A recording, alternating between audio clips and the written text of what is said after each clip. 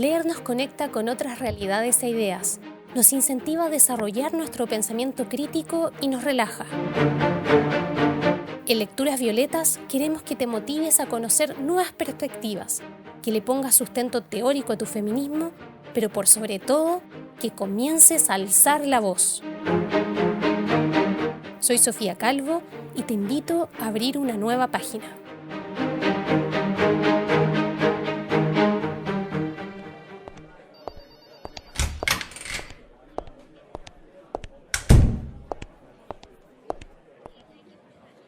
Hoy, en Lecturas Violetas, leeré un fragmento del libro La guerra más larga de la historia, 4000 años de violencia contra las mujeres, de las españolas Lola Venegas, licenciada en Periodismo y Filología Hispánica, junto a la licenciada en Filología Hispánica y Ciencias de la Información, Isabel Martínez Reverte, y la licenciada en Derecho de la Universidad Autónoma de Madrid, Margot Venegas, cuya primera edición fue publicada en agosto de 2019 por Espasa. En sus 412 páginas se muestran los diversos actos de violencia que hemos sufrido las mujeres a lo largo de la historia, lo que nos lleva a preguntarnos cómo hemos logrado sobrevivir en un ambiente tan hostil y por momentos perverso. Pero el relato en tono periodístico y de ensayo no solo desnuda una realidad dolorosa, sino también nos llena de esperanza al narrar las historias de lucha de muchas mujeres que han combatido la violencia machista con todas sus fuerzas y hoy nos permiten soñar con la erradicación de la violencia contra las mujeres.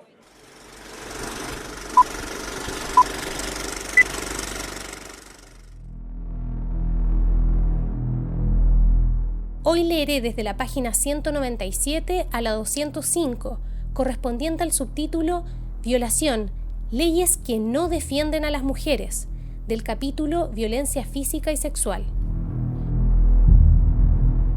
Nunca en España se había hablado tanto de violación como en los meses de abril y mayo de 2018. Fue después de la sentencia a La Manada, el grupo de 5 hombres a los que una joven de 18 años acusó de violación en las fiestas de los Sanfermines de 2016. El tribunal calificó los hechos de abusos, no de violación, porque apreció que la joven no fue sometida mediante violencia. La calle, las mujeres, las organizaciones feministas lo vieron de otra forma. Si una mujer no da su consentimiento, es violación. Aún más, no hace falta tener un cuchillo en la garganta, ni tampoco demostrar heroica oposición mediante gritos o pataleos. Si no hay consentimiento, es violación. Si ese consentimiento lo da una niña, es violación. Si el consentimiento se obtiene desde una posición de superioridad, es violación. ONU Mujeres recomienda que para definir la violación no se tenga en cuenta si ha habido uso de fuerza o de violencia, y que para descartar la violación, el consentimiento de la mujer sea inequívoco y voluntario. Porque si el uso de la fuerza es el criterio esencial, cuando ésta no existe o no puede probarse, se manda un mensaje perverso sobre la mujer. Si no se resistió hasta provocar violencia, es porque en el fondo consentía o no hizo lo suficiente para evitar la violación. ¿A las víctimas de otros delitos se les exige resistencia? Circulan por la red algunos videos jocosos en los que mediante animaciones muy sencillas se da cuenta a los hombres que aún no quieren entenderlo lo que significa un no. Las explicaciones son básicas, están al alcance de cualquiera.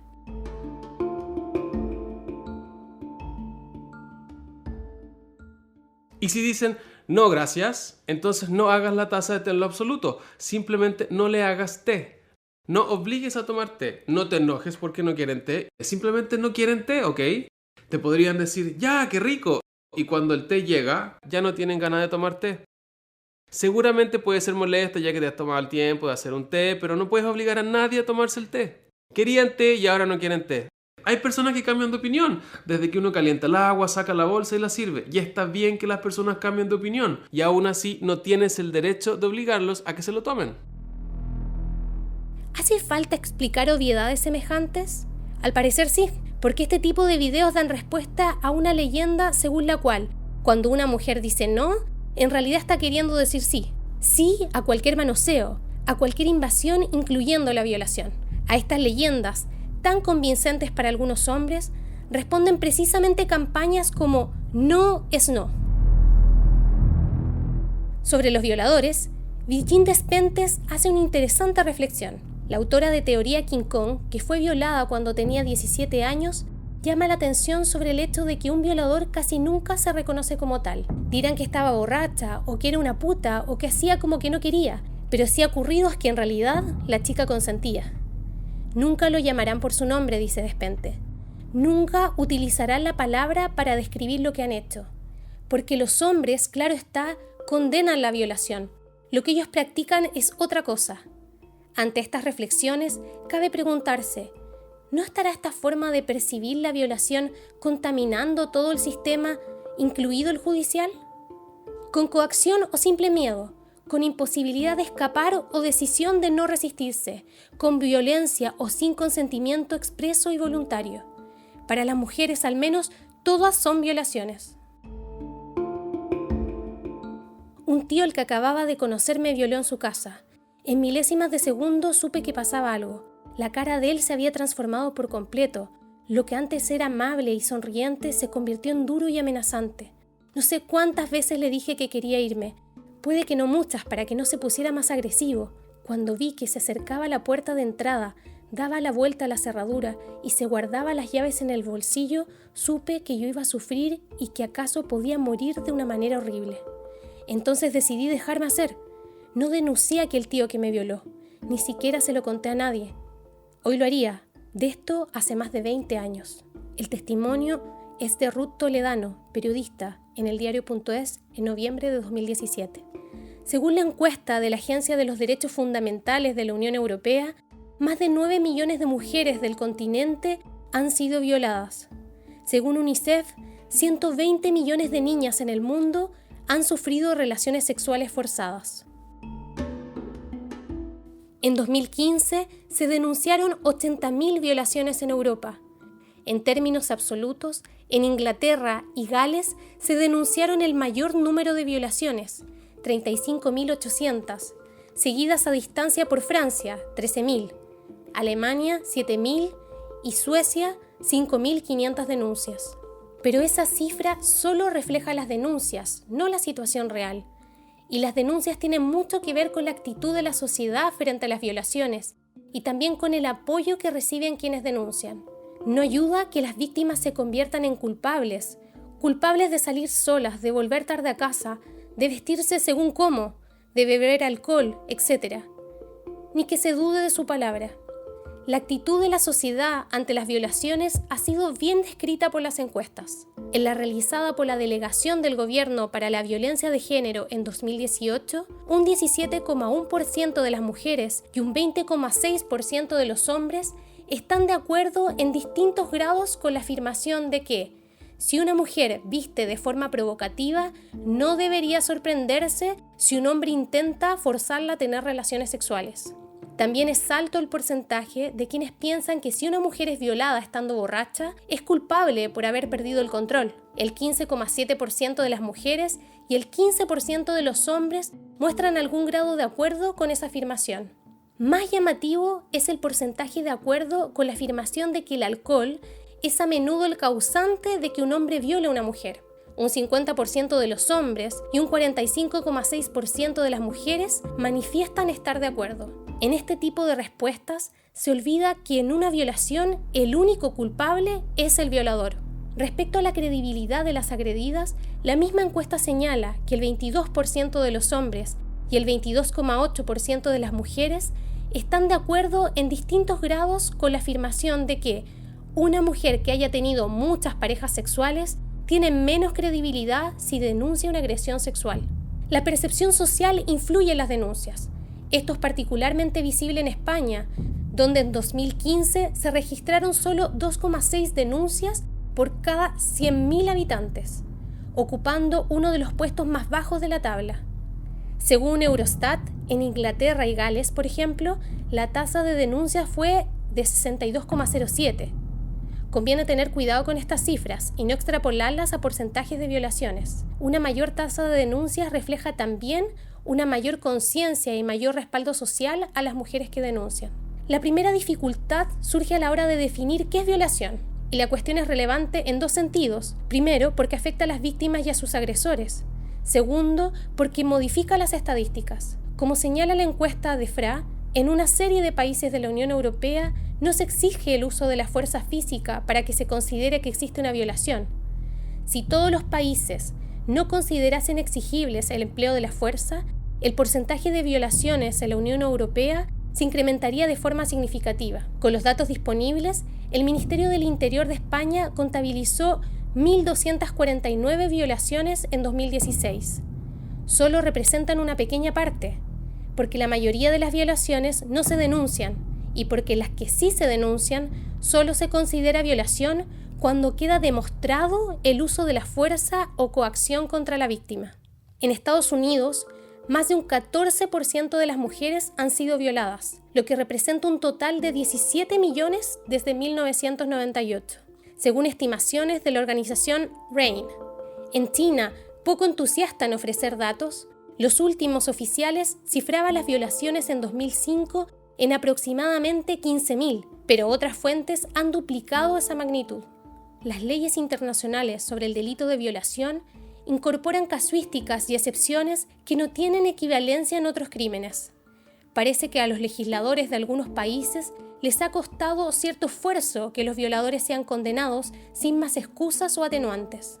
A la hora de valorar las leyes sobre violación, es relevante preguntarse quién las hace y quién las interpreta. Según la Unión Interparlamentaria, en 2016 los parlamentos del mundo estaban formados por una media del 22,7% de mujeres, lo que significa el 77,3% de hombres. Naciones Unidas señala que en los sistemas de justicia de todo el mundo, en 2011, las mujeres solo representaban el 27% de los jueces, y el 26% de los fiscales y el 9% de los agentes de policía. Esto significa que el 73% de los jueces y la inmensa mayoría de las personas que interpretan y aplican nuestras leyes son hombres. La organización Equality Now, que desde 1992 trabaja con supervivientes de violaciones, advierte de que a menos que los gobiernos modifiquen las leyes sobre violación y las implementen de manera eficaz, es muy probable que no veamos el fin de las violaciones a corto plazo. Y denuncia que, a pesar de que la violación afecta en todo el mundo a casi 1.000 millones de mujeres y niñas a lo largo de su vida, las leyes son insuficientes, inconsistentes, no se aplican sistemáticamente y a veces incluso promueven la violencia. Para llegar a estas conclusiones, Equality Now ha analizado las leyes de 82 países de todo el mundo, entre 2014 y 2015. En España, para que una agresión se considere violación, se requiere que haya existido violencia o intimidación. Como ya se ha dicho, nuestras leyes deberían tomar en cuenta lo que recomienda ONU Mujeres al respecto, aconsejando que en la definición de lo que es una violación no se exija la existencia del uso de la fuerza o la violencia. También insiste en el necesario e inequívoco consentimiento para que la violación pueda descartarse. La ley nunca debería interpretar la falta de resistencia física de una mujer como señal de consentimiento o aquiescencia, porque de hacerlo, como sucede en España y en otras muchas legislaciones, se manda una señal perversa sobre la mujer. ¿Debe asesinarse a una mujer o golpearla brutalmente para que quede probado que no dio su consentimiento a una violación? Si no se resiste hasta la muerte, ¿es sospechosa de no haber hecho lo suficiente? En Alemania, Francia, Reino Unido, Suecia, Luxemburgo, Chipre, Bélgica, Italia e Islandia se exige que haya consentimiento. Si no lo hay, es violación, aunque no haya existido violencia. El uso o no de la violencia no es la única discrepancia. La forma en que diferentes legislaciones internacionales abordan y sancionan la violación llama la atención por su diversidad. Un asesinato es un asesinato en cualquier legislación. Una violación depende. En algunos países, la violación de una mujer o una niña por parte del esposo es extremadamente legal. Es el caso de Ghana, India, Indonesia, Jordania, Lesoto, Nigeria, Omán, Singapur, Sri Lanka, Tanzania o Sudán. En otros países es posible librarse de la cárcel si el violador se casa con la víctima. Así sucede en Bahrein, Irak, Jordania, Kuwait, Líbano, Palestina, Filipinas, Tayikistán, Afganistán o Túnez. En países como Grecia, Rusia, Siberia y Tailandia es factible en determinadas circunstancias. Hay países donde el violador puede eludir el castigo si llega a un acuerdo económico o de otro tipo con la víctima o su familia. Según Equality Now, en este caso están Bélgica, Croacia, Serbia, Rumania, Rusia, Turquía, Irak, Jordania, Kazajistán, Líbano, Palestina, Nigeria, Singapur, Tailandia y Filipinas.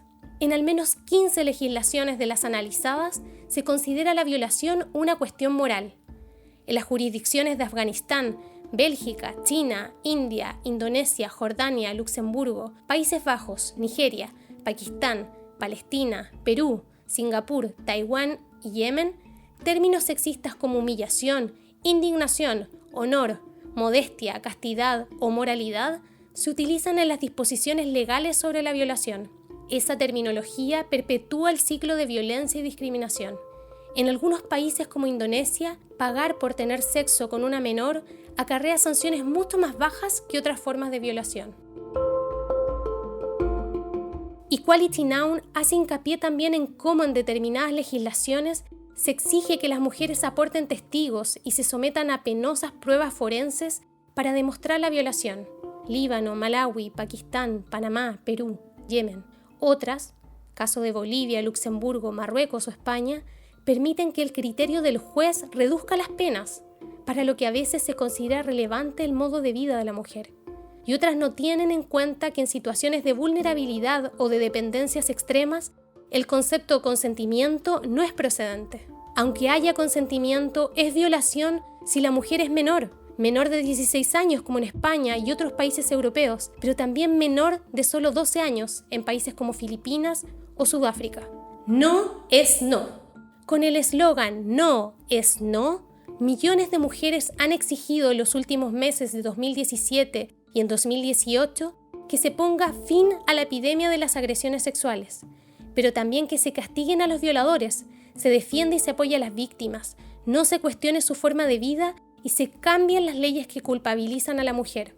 No es no quiere afirmar que cuando una mujer dice no, no está queriendo decir sí, que cuando dice sí, puede cambiar de opinión para decir no, que el consentimiento claro es condición imprescindible para que no pueda hablarse de violación, que si ese consentimiento no existe es violación, que si una mujer está borracha no está diciendo sí, aunque sea incapaz de decir no. Se gritó no es no en las manifestaciones contra la manada y la sentencia que rebaja su crimen, en las convocatorias que siguieron a otras violaciones o abusos, en las manifestaciones multitudinarias del Día de la Mujer de 2018, en las redes sociales, en algunos programas de las televisiones privadas. El hashtag no es no llenó las cuentas de Twitter, incluyendo el de la Policía Nacional. También se repitió en el editorial que a propósito del juicio a la manada leyó la periodista Mónica Rincón en CNN Chile el 27 de abril, que en unos días acumuló más de 3 millones de reproducciones en Facebook y 2,6 millones de retweets. Otras televisiones de Latinoamérica se pronunciaron también con un no es no. El sexo que no es consentido es una violación, porque no es no.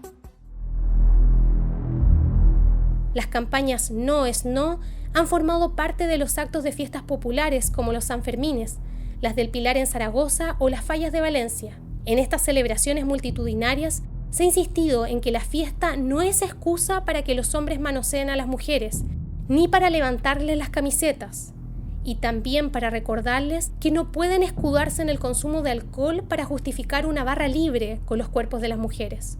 Las campañas No es No han llegado también a Latinoamérica, Argentina, México o Chile.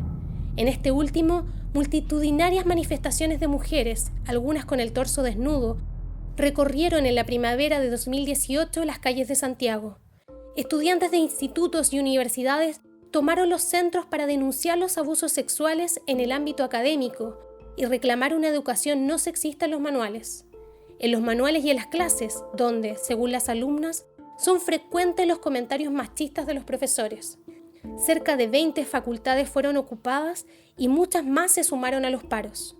Junto a No es No, se ha gritado en las calles «Hermana, yo sí te creo», para enfatizar así la solidaridad de las mujeres y para poner de relieve que cuando una mujer dice que ha sido violada, hay que creer en su palabra y no ponerla por principio bajo sospecha, ni hacerla pasar por la doble violación moral de exponerse a la suspicacia de los jueces o de la opinión pública.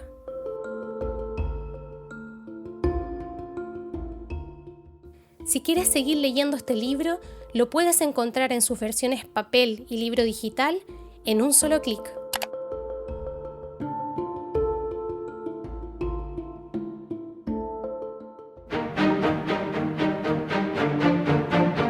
Lecturas Violetas es un podcast de QT. Su producción y locución es de quien les habla, Sofía Calvo, y su edición y postproducción de audio es de Marcelo Enríquez. La canción que escuchan es Happy Together de Dexter Britain. Nos encontramos pronto en Lecturas Violetas.